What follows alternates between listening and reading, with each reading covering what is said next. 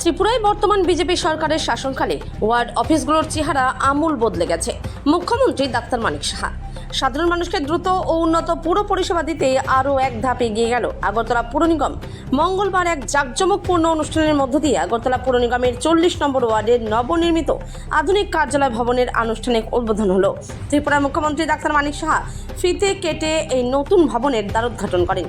4246 বর্গফুট এলাকা জুড়ে নির্মিত এই দৃষ্টিনন্দন ও আধুনিক অফিস ভবনটি তৈরি করতে মোট 88 লক্ষ টাকা ব্যয় হয়েছে। উদ্বোধনী অনুষ্ঠানে মুখ্যমন্ত্রীর পাশাপাশি উপস্থিত ছিলেন আগরতলা পুর নিগমের মেয়র দীপক মজুমদার। এছাড়াও উপস্থিত ছিলেন ডেপুটি মেয়র মনিকা দাস দত্ত, সংশ্লিষ্ট ওয়ার্ডের কর্পোরেটর শম্পা সরকার চৌধুরী, কর্পোরেটর অভিজিৎ মল্লিক, পুর নিগমের কমিশনার সাজু ওয়াহিদ সহ অন্যান্য কর্পোরেটরগণ এবং এলাকার বিশিষ্ট ব্যক্তিবর্গ। ত্রিপুরা থেকে বিক্রম কর্মকারের রিপোর্ট, বিগ নিউজ বাংলা। কি অবস্থা ছিল যখনই মিউনিসিপ্যালিটির যেগুলো অফিসে আমরা যাব, একটা মাথার মধ্যে সবসময় একটা ভাসত যে যেগুলো জায়গায় মিউনিসিপ্যালিটির অফিসে যাব একটা অপরিচ্ছন্ন অস্বাস্থ্যকর একটা অফিস থাকতো। আমরা ধরে নিতাম এটাই হতে জীবন। কিন্তু আপনারা দেখেছেন আমাদের এই নতুন সরকার বা নতুন যে আগরতলা মিউনিসিপ্যাল কর্পোরেশন গঠন হওয়ার পর আমাদের যে পার্টি,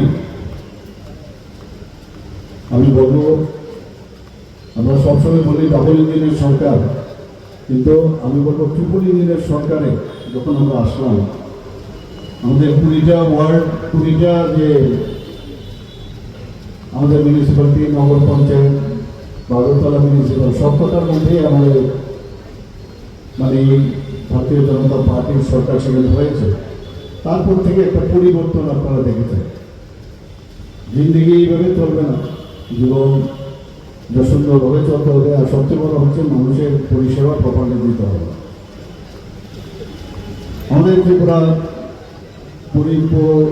সবার যে ওয়ার্ডগুলো, তার যে মেইন যে উদ্দেশ্য আমরা সবাই জানি যে নাগরিক পরিষেবা প্রদান করা এবং ওয়ার্ডের পরিকাঠামো এবং উন্নয়নমূলক যে কাজগুলো আছে তাকে তদারকি করা।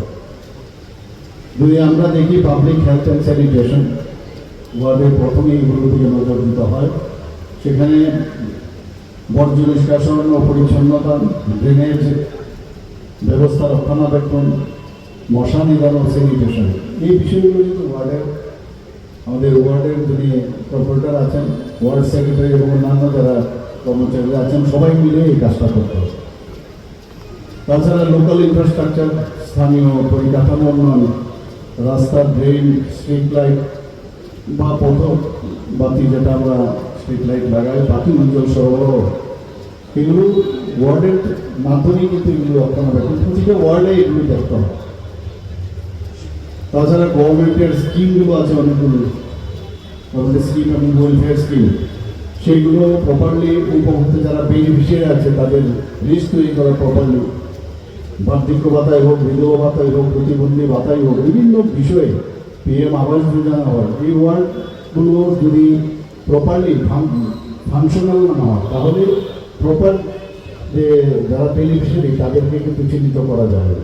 তাদের নজরদারি এই ওয়ার্ডের মাধ্যমে করা হয়। রেশন ও খাদ্য সুরক্ষা থেকে আরম্ভ করে সব বিষয়ই ওয়ার্ডের ভীষণ গুরুত্ব। আমরা অনেকে আছে যারা ওয়ার্ড সম্পর্কে, আমরা ওয়ার্ডমুখী কিন্তু সবার হতে হবে। আমরা সোজা চলে যাই মিউনিসিপ্যালিটি, ওয়ার্ডের মাধ্যমেও কিন্তু কাজগুলো কিন্তু ইচ্ছে করলে আমরা করতে পারি এবং এইরকম একটা পরিবেশ ইনফ্রাস্ট্রাকচার দরকার। সেগুলি ছিল না আগে। আপনাদের অভিজ্ঞতা আছে এই আগরতলা শহরবাসী, এই ওয়ার্ডগুলি সম্পূর্ণভাবে রাজনৈতিকভাবে পরিচালিত হতো। তারা ওয়ার্ডগুলি আমি অনেকগুলি মেয়র হওয়ার সুবাদে দায়িত্ব নেওয়ার পর অনেকগুলি ওয়ার্ড অফিস ভিজিট করেছিলাম আধিকারিকদের নিয়ে, ওই ওয়ার্ডের কর্পোরেটরকে নিয়ে আমাদের যারা নির্বাচিত হয়েছিলেন তখন দেখি, তখন লক্ষ্য করেছি যে ওয়ার্ডগুলো বসার জায়গা নেই, বাজারে কোথাও দোকানে ভাড়া ছিল, অস্বাস্থ্যকর পরিবেশ ছিল। যে উদ্দেশ্যে ওয়ার্ডগুলি আমাদের সরকার করে দেন জনগণের টাকা, কিন্তু জনগণের যে সমস্যা সমাধানের জন্য যাওয়া, বসে কথা বলা, সেই ব্যবস্থাগুলো ছিল না। আমাদের সরকার আসার পর বিশেষ করে আমি বলব রাজ্যের মাননীয় মুখ্যমন্ত্রী প্রফেসর ডক্টর মানিক সাহা নেতৃত্বে ওনার আন্তরিক প্রচেষ্টা সারা রাজ্যের উন্নয়নের সঙ্গে আগরতলা শহরের উন্নয়নও দ্রুত গতিতে এগোচ্ছে। আমরা ওয়ার্ডগুলোর